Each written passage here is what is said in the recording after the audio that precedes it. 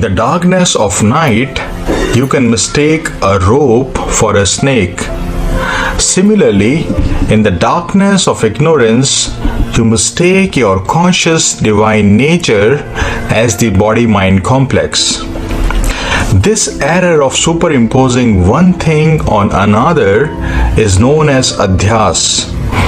In English, it's called superimposition.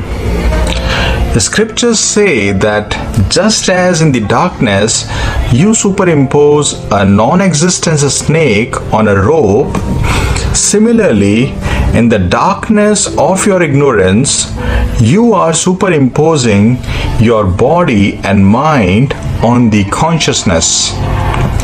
This body and mind that you take yourself to be is as illusory as the snake. It's as unreal as the snake. But because you are ignorant about your conscious divine nature, you start considering yourself as the body. You start taking yourself to be the mind. Now tell me one thing.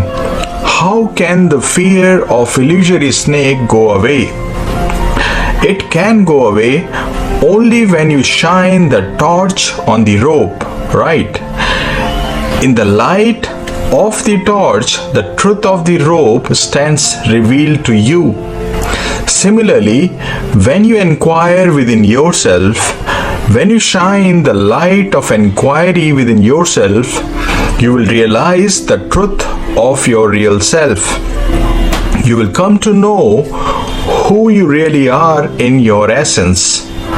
One of the most profound spiritual texts, Yog Vasishtha, says that body consciousness exists because of non-inquiry.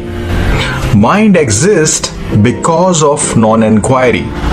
The moment you inquire within yourself, the moment you carry out the investigation within yourself, the truth of your divine infinite nature stands revealed to you.